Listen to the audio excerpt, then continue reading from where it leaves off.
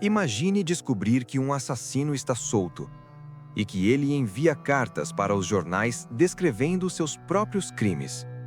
Cartas cheias de códigos, provocações, ameaças públicas.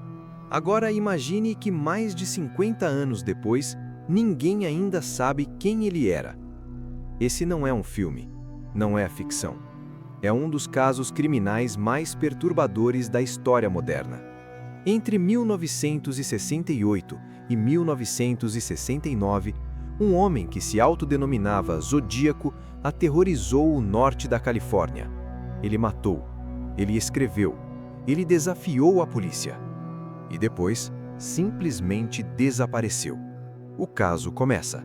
Na noite fria de dezembro de 1968, um casal de adolescentes estacionou o carro em uma estrada isolada.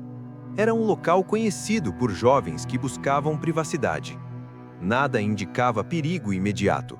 Minutos depois, disparos quebraram o silêncio. Quando a polícia chegou, encontrou 2 corpos dentro do veículo. O assassino não deixou testemunhas claras, não deixou um nome, não deixou um rosto. A investigação começou como tantas outras, mas o que ninguém sabia era que aquele seria apenas o primeiro capítulo. Meses depois, outro casal foi atacado em circunstâncias semelhantes. Desta vez, uma das vítimas sobreviveu. O relato descrevia um homem calmo, controlado, quase metódico. Ele não gritava, não demonstrava pressa. Parecia seguro de si. O nascimento do mito. Em agosto de 1969, redações de jornais da Califórnia receberam cartas quase idênticas. O autor assumia a responsabilidade pelos assassinatos. Exigia que seu texto fosse publicado na íntegra. Caso contrário, prometia matar novamente. Ele assinava com um símbolo estranho, um círculo atravessado por uma cruz. Nascia ali o nome que atravessaria gerações: Zodíaco. As cartas continham detalhes que apenas o assassino poderia saber. Mas o que realmente chamou a atenção foram os códigos criptografados. Ele estava brincando com a polícia, brincando com a imprensa, brincando com o medo coletivo. Psicologia do controle. Especialistas apontam que o comportamento revela traços claros de narcisismo e necessidade de domínio psicológico.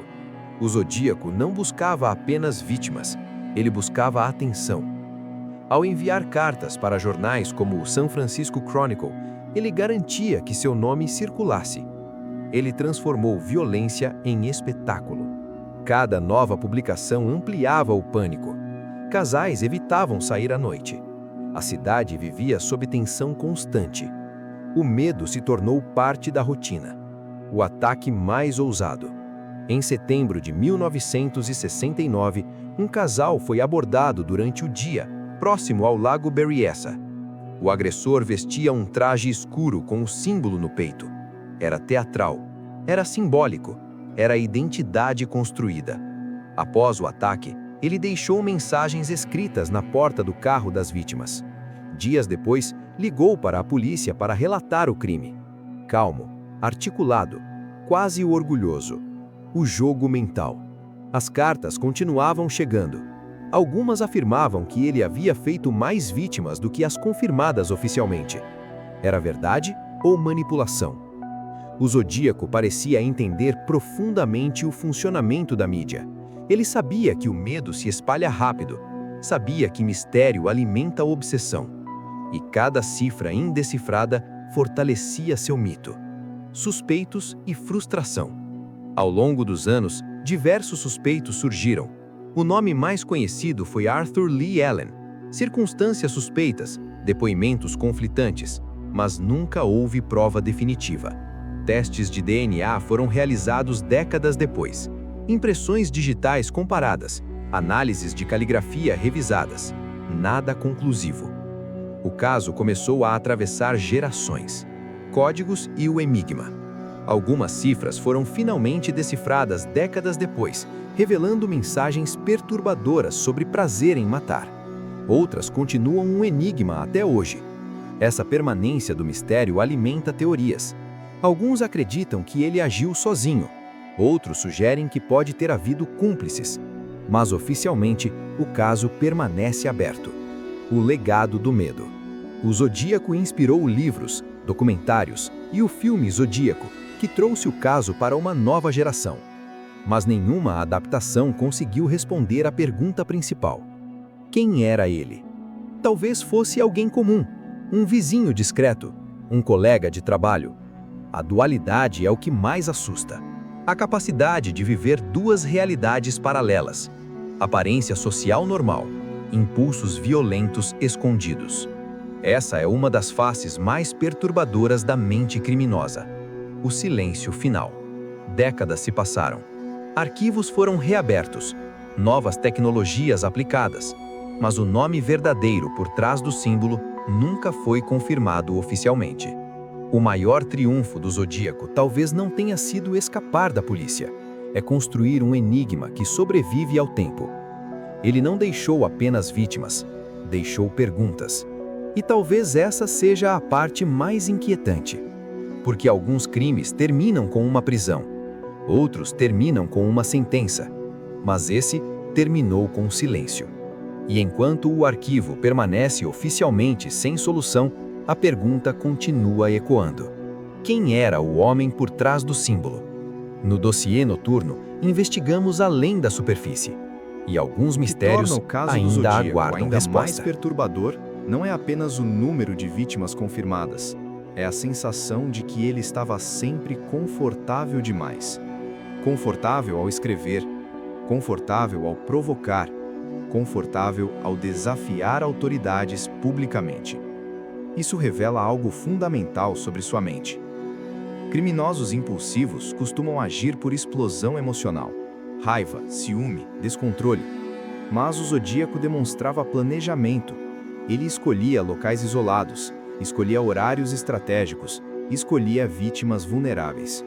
E depois, escolhia como queria ser visto.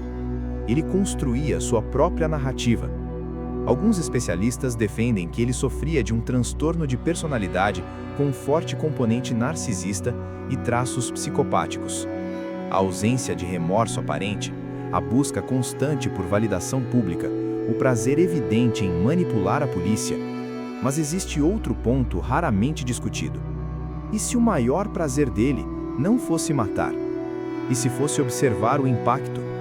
Imagine assistir ao noticiário e ver seu símbolo estampado nas manchetes, ouvir apresentadores discutindo suas mensagens, sentir que milhares de pessoas estão com medo por causa de algo que você escreveu. Para uma mente obcecada por controle, isso pode ser mais poderoso do que qualquer outro estímulo. Outro detalhe curioso é o intervalo entre os crimes e as cartas. Em alguns momentos, quando a atenção da mídia diminuía, uma nova mensagem surgia, como se ele precisasse reacender o medo. Isso sugere dependência da notoriedade, dependência do reconhecimento, dependência da própria lenda. Com o passar dos anos, investigadores começaram a considerar a possibilidade de que ele pudesse ter interrompido os crimes, não por medo de ser capturado, mas porque já havia alcançado o que queria: imortalidade simbólica. Ele não precisava continuar. O nome já estava consolidado. O símbolo já era reconhecido. O mito já estava criado. Existe também a hipótese de que o Zodíaco possa ter cometido crimes fora do padrão oficialmente atribuído a ele. Casos semelhantes em outros estados foram analisados, mas nunca comprovados. Isso amplia ainda mais o mistério. Se ele realmente foi responsável apenas pelos crimes confirmados, por que parar de forma tão abrupta? E se não foi apenas ele? Teorias alternativas surgiram ao longo das décadas. Algumas apontam para erros investigativos da época, outras sugerem que evidências importantes podem ter sido mal preservadas. Na década de 1960, a tecnologia forense era limitada. Muitas provas foram coletadas sem os padrões modernos de preservação de DNA. Isso significa que respostas que hoje poderiam ser claras, talvez tenham sido perdidas para sempre. Esse é um dos aspectos mais frustrantes para os investigadores atuais. A sensação de que a verdade pode ter estado nas mãos da polícia e escapado. Outro ponto intrigante é a caligrafia das cartas. Análises grafotécnicas indicaram consistência, mas nunca chegaram a uma correspondência definitiva com nenhum suspeito principal. O assassino parecia comum demais. E talvez essa seja a maior ameaça, porque o caso do Zodíaco nos obriga a encarar uma possibilidade desconfortável, a de que o mal nem sempre se apresenta de forma evidente. Às vezes, ele escreve cartas educadas. Às vezes, ele trabalha normalmente. Às vezes, ele vive ao lado. O símbolo do Zodíaco se tornou mais do que uma assinatura criminosa. Tornou-se representação de um enigma, de um período histórico marcado por medo coletivo, de uma investigação que atravessou gerações sem resposta final. E enquanto novas tecnologias continuam sendo aplicadas a evidências antigas, a pergunta permanece aberta. Será que um dia saberemos a verdade? Ou seu maior triunfo será permanecer desconhecido para sempre?